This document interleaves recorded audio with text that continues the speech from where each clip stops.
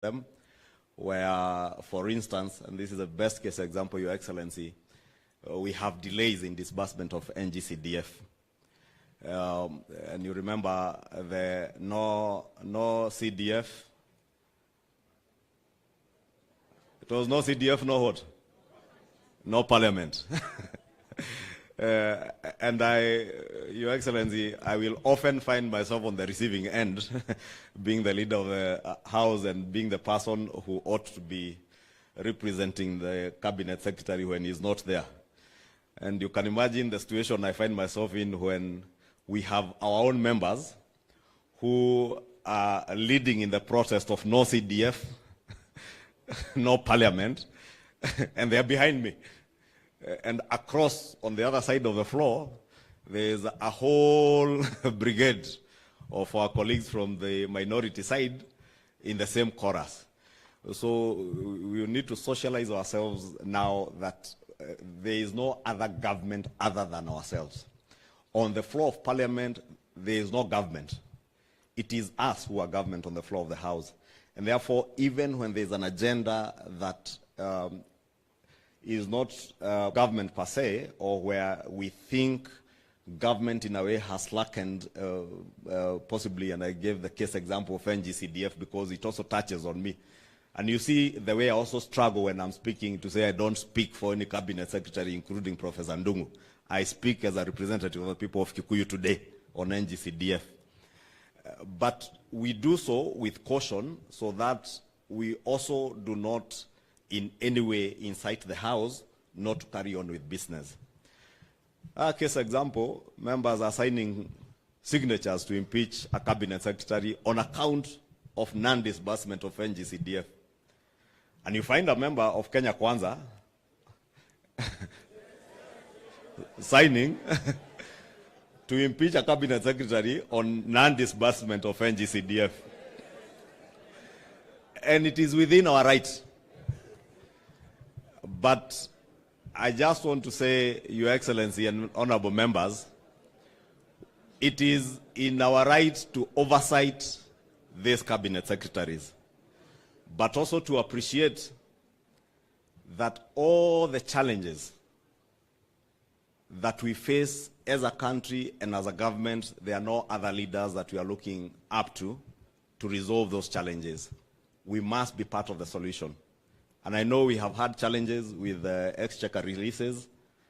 We have really harassed CS Ndungu and PS Kipto on NGCDF. But I just pleading for some understanding.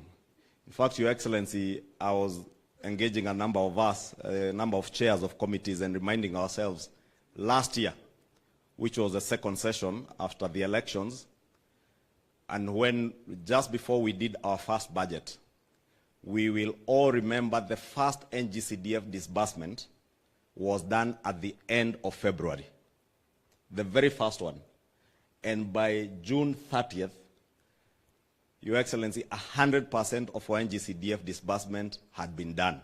For the first time since I joined Parliament in 2013, it was the first time that we had NGCDF being disbursed 100%.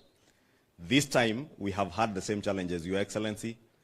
The first disbursement of NGCDF was done early January, 10 billion shillings, and the CS National Treasury has committed to a disbursement of 10 billion shillings every month to ensure that by the end of the financial year again, we have 100% disbursement of NGCDF. These members of parliament also have a lot of pressure, including myself, from our constituents when NGCDF disbursements are late and children are waiting for bursaries.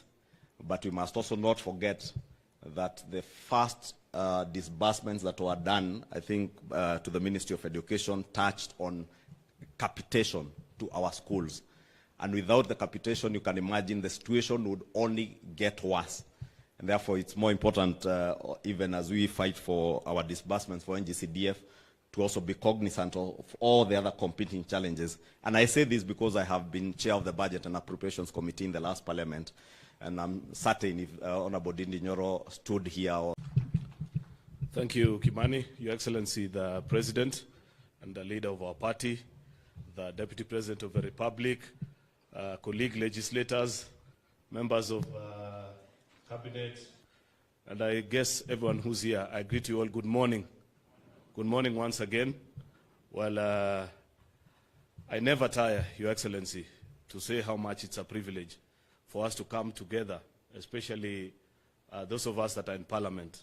And we know the journey that we have walked to get this opportunity to interact and reflect on our journey this far, share what our views are, the challenges that we are facing, and how we can forge ahead to achieve the objectives that we set out for ourselves when we went out and spoke to the people of Kenya. Therefore, Your Excellency, allow me to appreciate this opportunity on behalf of the members of the Senate to interact with you and the members of the executive to share ideas and also just give an update of our work in Parliament, what is before us, the challenges that we're experiencing, and then forge ahead together as one united team. At the Senate, Your Excellency, we have had also a busy season the last few months, just before we went on recess. If you'll recall, members, actually, it was on account of business before the Senate that we had to stop the last PG, and we had interacted and reached a point where members were just about to make their remarks on various issues. But then because of the pending legislative work that was before us, we stopped and agreed to reconvene again. We're glad to be back here. At the Senate, Your Excellency, we have considered quite a significant number of bills that are key to the promises that we made to the people. And I want to take this earliest opportunity to appreciate the members of our side of the House who have all been extremely supportive. And at the times when we needed them, at least 90 to 99% have showed up and voted with us. It's not a very easy experience. And I say this knowing that perhaps very few people understand that remark. Perhaps only those that have served in the Senate understand the difficulty of raising the magical 24. It's never an easy business. And I am to appreciate that this present term of the Senate, members have been extremely supportive in passing business that has been forwarded to us. Quickly, Your Excellency, in the interest of time, I will mention that we are anxiously awaiting the housing bill, which the Honorable Lichungwa has spoken about. Once our colleagues in the Assembly conclude on it, we will definitely consider it. Chances are we have our slight different views on one or two issues, but as you know, we have been quite fast at agreeing and closing ranks every time us and the Assembly have a different view on any particular matter. In fact, I'm glad to report, and I appreciate our colleagues in the Assembly as well, that the 2 or 3 bills that have gone through a mediation process this time, within the first meeting, we were able to close ranks and agree, meaning those from the Assembly were able to see things from our perspective as Senate, and us were able to understand you as our colleagues from the Assembly. It's not very usual. The last 2 terms of Parliament, that never used to happen. In fact, it used to be, the meetings actually used to break down, Your Excellency, on account of who chairs. You sit down and you have the team from the Assembly, the team from the Senate. Just to agree on who leads the meeting will break that mediation process. But I'm glad and happy to report that we have come out of age as an institution and are now focused on the things that matter. Of course, we have quite a heavy program, but there are about 2 or 3 or 4 bills maximum that I just want to report, Your Excellency, that we shall be giving priority in the next few, maybe 2 or 3 weeks to conclude on, because of how key and integral they are to many of the plans that we have as an administration. The Food and Feed Safety Bill that is presently before our Agriculture Committee is in second reading, Your Excellency.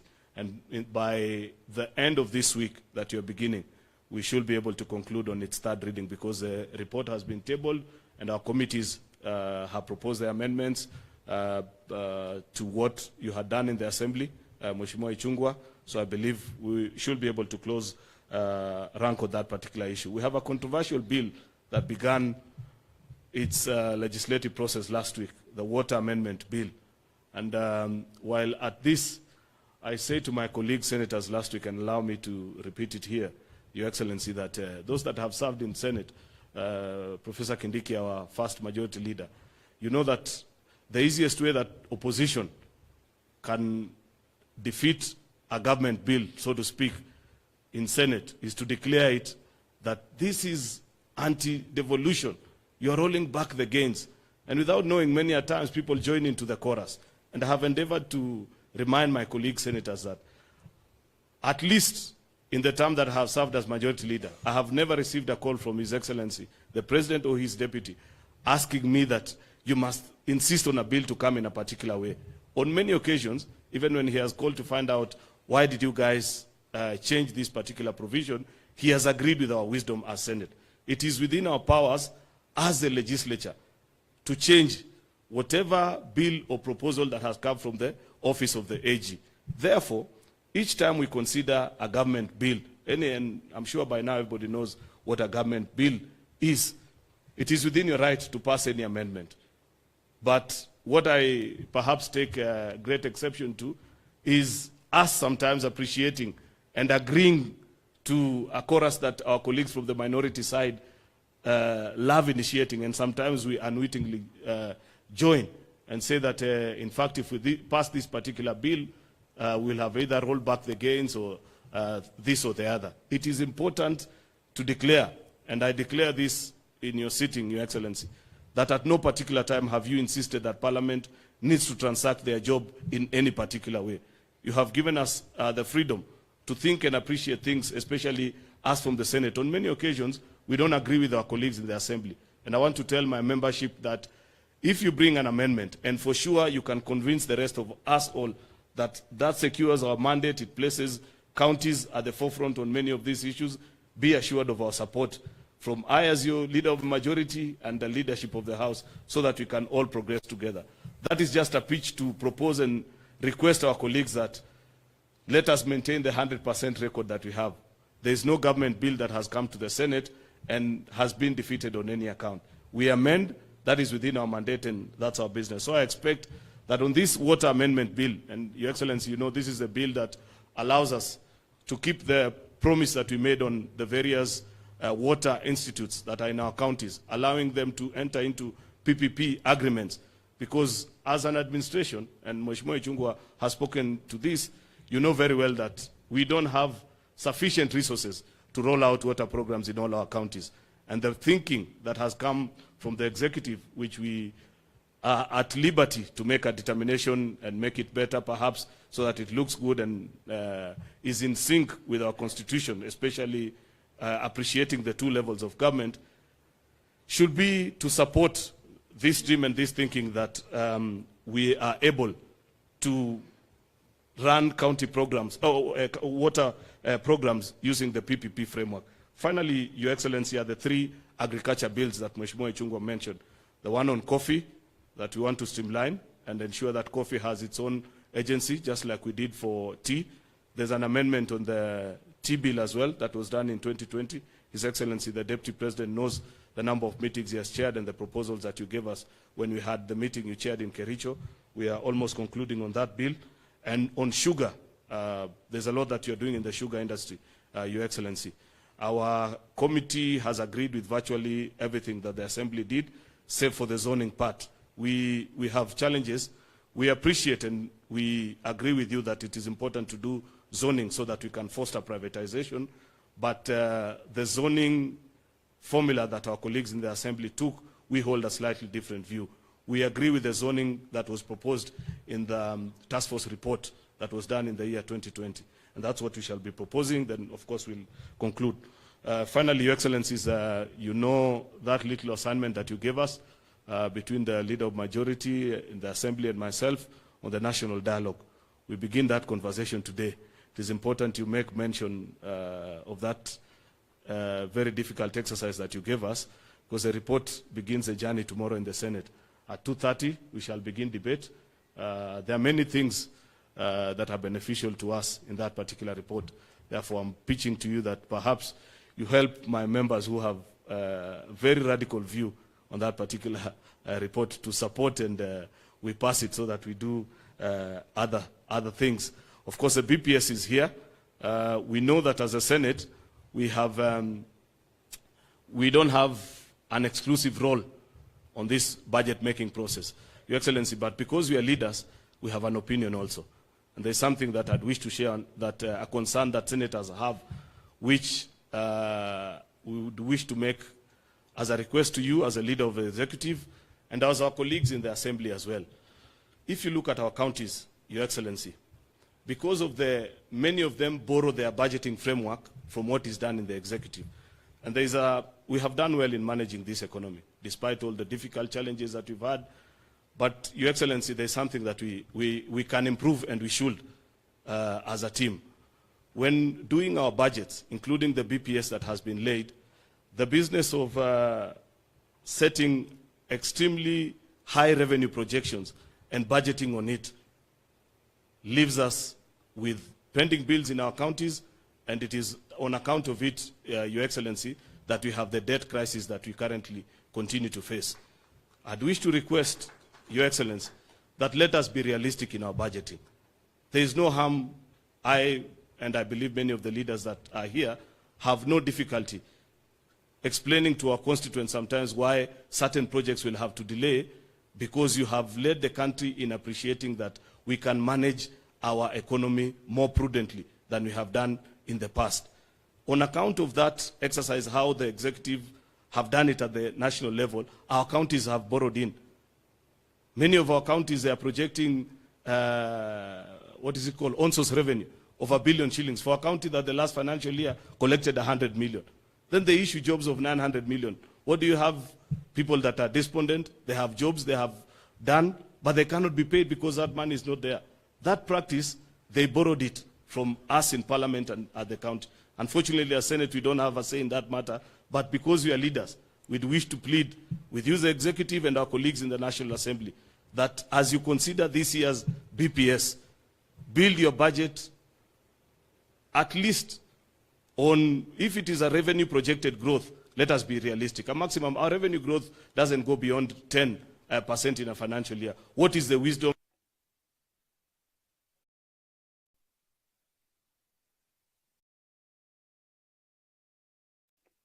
Forgive me, but I felt it is important for me to pass that point on behalf of senators. Therefore, with those very many remarks, colleagues senators, allow me to take this opportunity to invite the truthful man. You know, Your Excellency, as we were walking, I was reminding, for those of us that used to come to this hotel for Tangatanga meetings, I was reminding His Excellency, the Deputy President, that his stint at being a truthful man did not begin when he became Deputy President.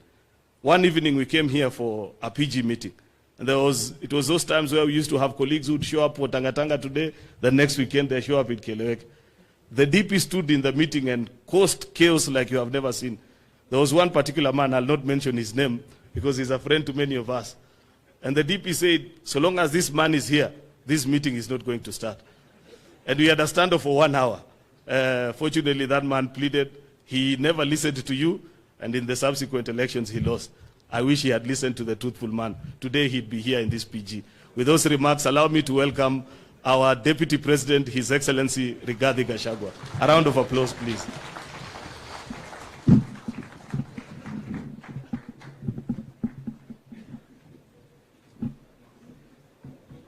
Thank you very much, Your Excellency, our President, Dr. William Ruto, the leadership of the House, our Cabinet Secretaries, our Principal Secretaries, and everybody present. Good morning.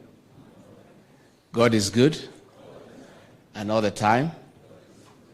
On behalf of our President, let me take this opportunity to welcome all of you to this meeting, a joint meeting between the Executive and our legislators from our side of the coalition, a meeting of minds to chart the way forward, because as the President has aptly put it, this is a year.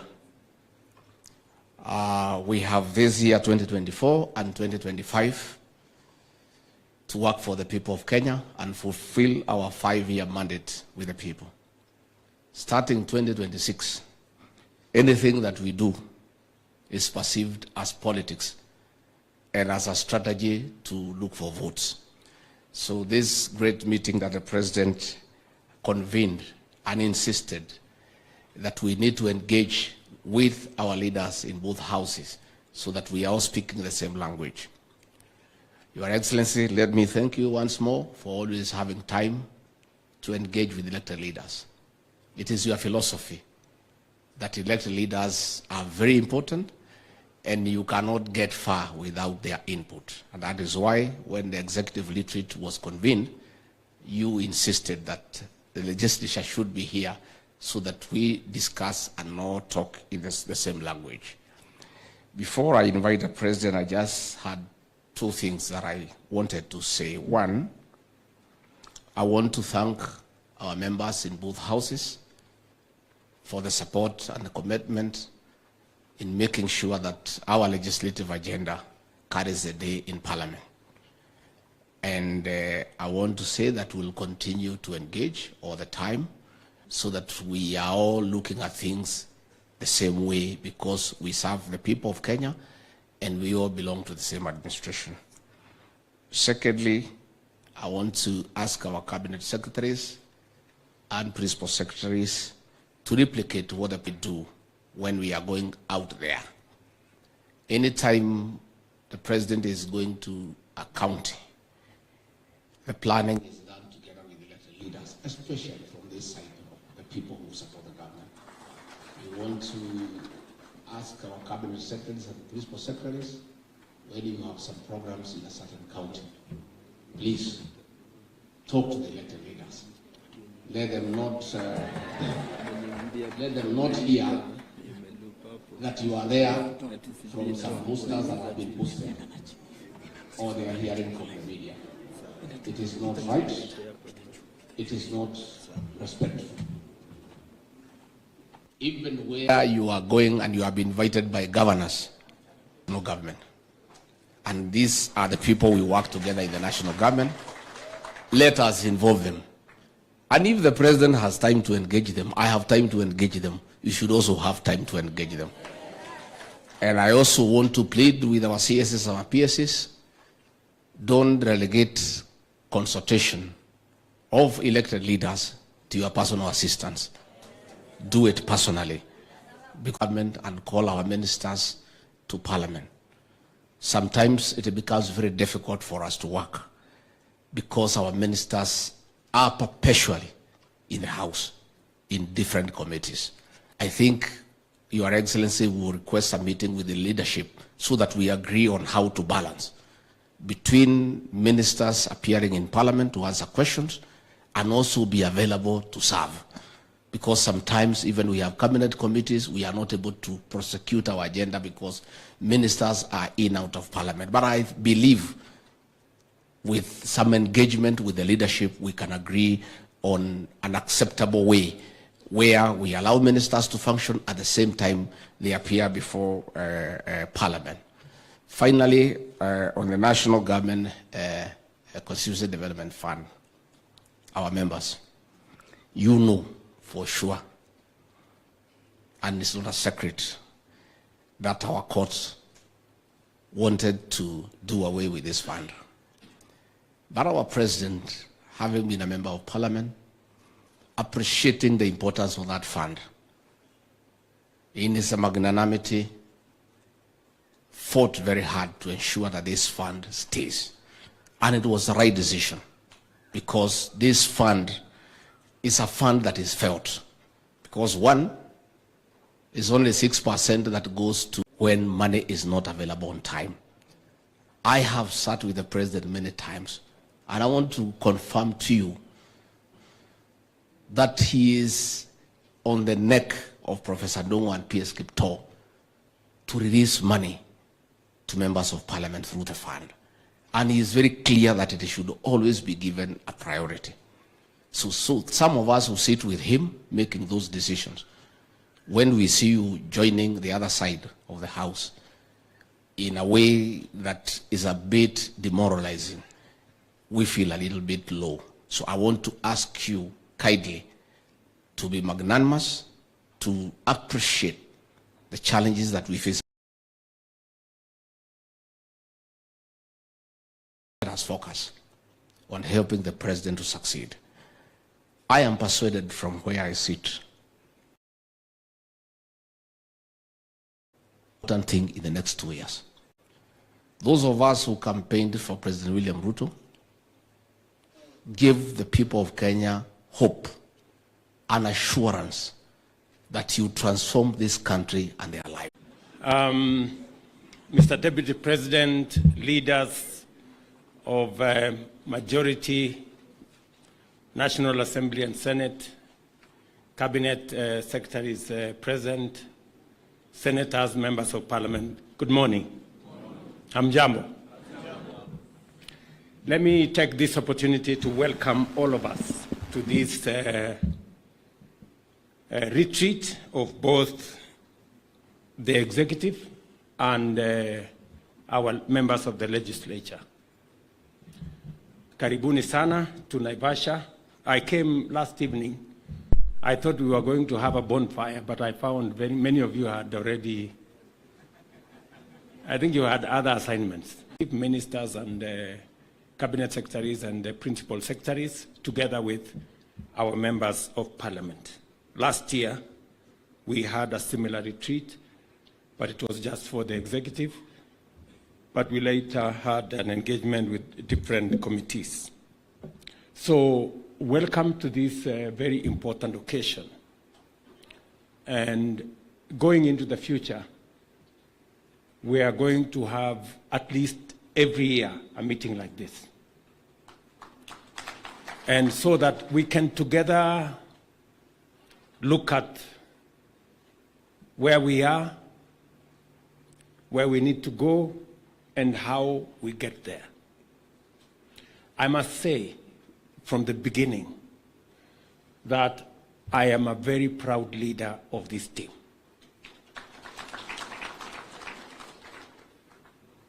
The last 1 year has seen us do very many things. And it has not happened because of myself and my deputy, or with the ministers alone, or with the members of parliament alone. We've done this together. And I want to appreciate the input, the contribution of each and every one of us to the place where we are today.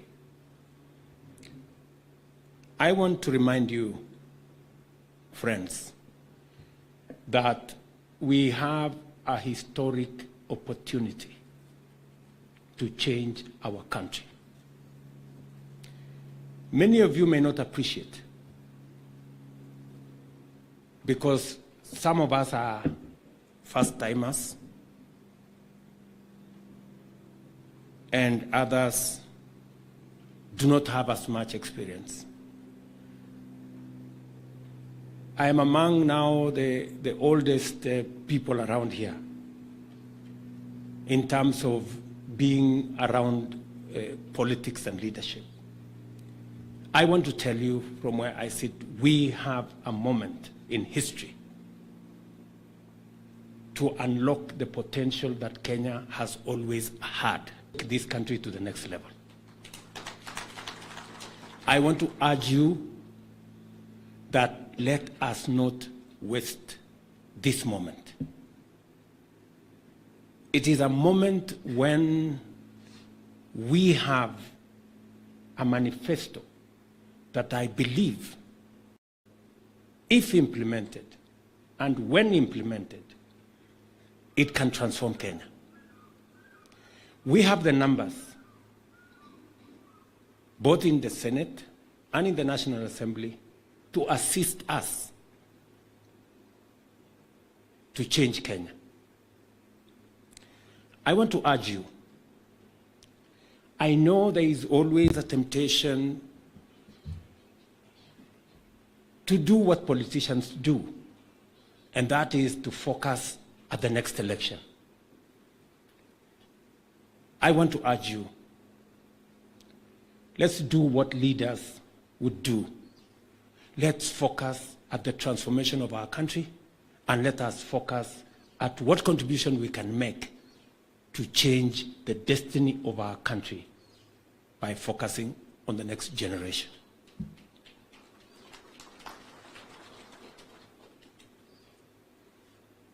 We are where we are today as a country because we have always made politically correct, convenient decisions. And the transformation of a country requires men and women who have the mettle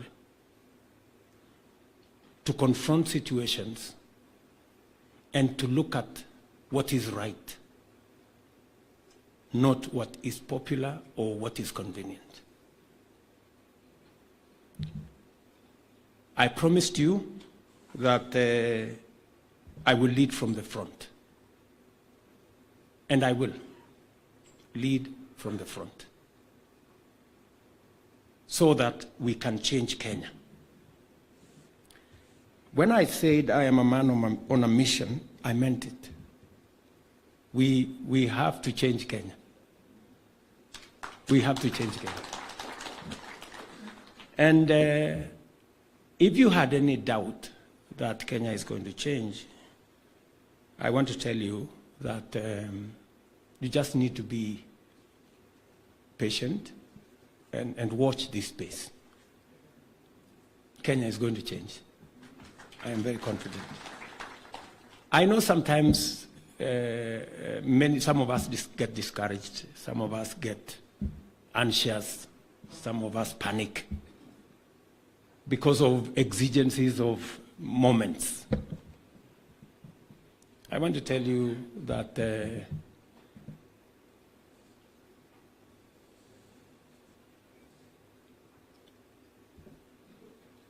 we are going to take Kenya to where we've always wanted Kenya to be. Many people across the globe believe in Kenya. We must not be the ones who do not believe in our country. There are many people who have confidence in Kenya. I have been to many fora where Kenya is held in very high esteem. We must not be the ones to undermine our own country.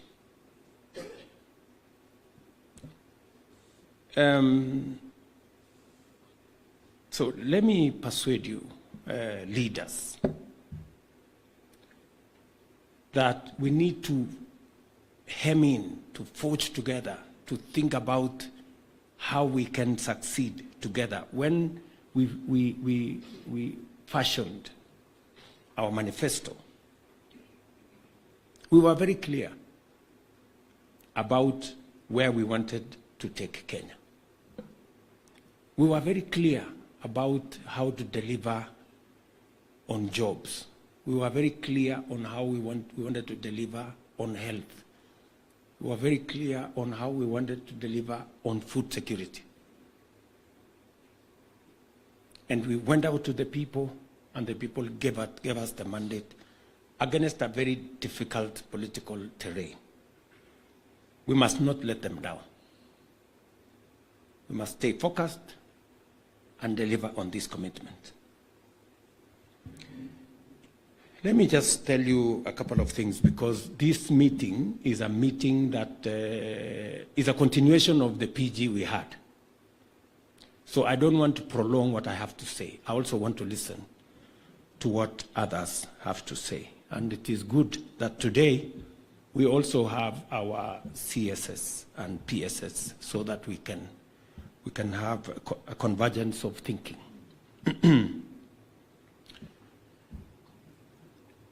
We will need to collectively, and I like what Ishungwa said, there is no other government in parliament. It is our members of parliament. You are the government. So don't stop pointing at some government. There is no other government. You are the government. Yes, you are the government. So don't imagine that there is another government, I don't know where. We all went to the elections. We campaigned on the same podium. You heard me talk about universal health coverage. When it comes to implementation, sasa watu wanaanza sijui sasa unajua hii kitu imekaa sijui namna gani. Sasa mlikuwa mnafikiri hii kitu itafanyika namna gani? This is how it's going to happen. You know, when the rubber meets the road, don't start kusema ilikuwa ikaenda ikarudi. Hapana. We stay the course.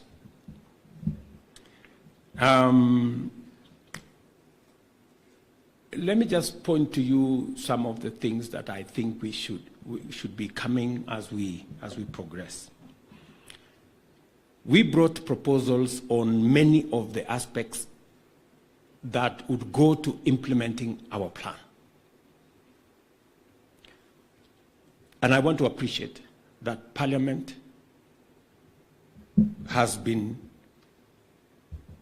instrumental in making sure that the proposals that have come from the executive, from the ministers and principal secretaries, as they tailor the programs that are necessary for us to implement the plan, and proposing budgets for it, with conflicts around the globe because of matters of climate change, because of the drought. We had a very we had a crisis in our hands. By God's grace, we got rain. We had a good plan. You people allocated money for fertilizer. The Ministry of Agriculture and all the other agencies helped in making sure that that fertilizer got where we wanted. And I can report to you that today we have a better harvest than we have ever had in the last 5 years.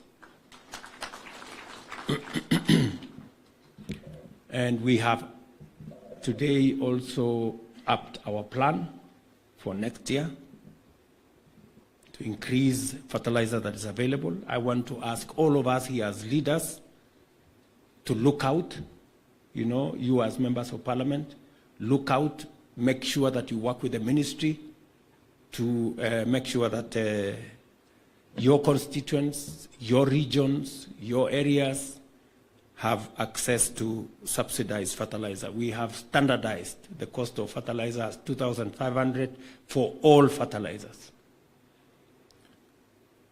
Speak to Mithika Linturi, speak to his peers, speak to the cereals people, speak to all those, and make sure that they do what they must, coordinate with them so that you can get the right farm inputs in your areas. We are proposing to expand the coffee cherry fund. Again, in the supplementary estimates, we will be coming to Parliament to ask for some allocations. We are working on with Treasury on how that can be facilitated, because coffee has had a very difficult time with the cartels and all the other characters in there. But I think it is taking a turn in the right direction. So we will be working with you to make sure that we settle that. Same thing to do with tea and all the legislations that are on the pipeline, and also in the sugar sector. We have just disbursed the first 1.7 billion in the sugar sector. We're working on the reforms in that sector, and hopefully in a couple of months we will be able to have a new space for our sugar industry to flourish again. Also, as you have heard me commit, we are working with KCC. We will be coming to Parliament for another allocation of maybe about R1 billion shillings, just to make sure that our milk producers are paid on time. We have made a decision together with the stakeholders. I had a long meeting with them in Nakuru. The milk processors, we have agreed that from 1st of March, we are going to pay milk farmers 50 shillings per litre. And we have also said that it will be paid on time. We are also working so that from the 1st of July, like happens elsewhere in the world, that farmers are paid every 15 days. Because those farmers who are doing commercial dairy deploy a lot of capital. So they need money regularly. So we are working with the industry so that we can deal with that. We are also working with development partners to enhance the capacity of our processors so that we can restructure our milk delivery so that we concentrate on two areas. We concentrate on supplying the lower market, and we have a big opportunity for export. Finance Corporation to give it more leverage to be able to support our farmers with affordable credit. I want to congratulate all of us that we have now the 4 pieces of legislation to underpin our universal health coverage. Congratulations to everybody. I know the ministry and the committee in Parliament and Parliament itself, you have done a phenomenal job, and I very sincerely appreciate. We are now working on the regulations, and we want to see whether we can conclude this. I don't know, Susan. I don't know if Susan is here. Okay. When do you think the regulations will be done, Bwana PS?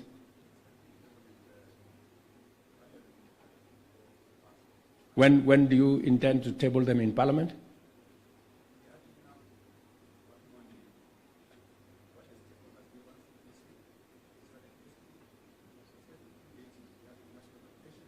So within 15 days or 10 days?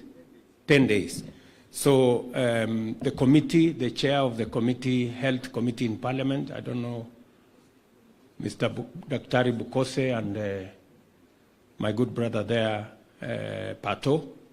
So please coordinate, because those are very important instruments for us to be able to roll out the universal health coverage. Delegated, oh, it is delegated legislation. Okay.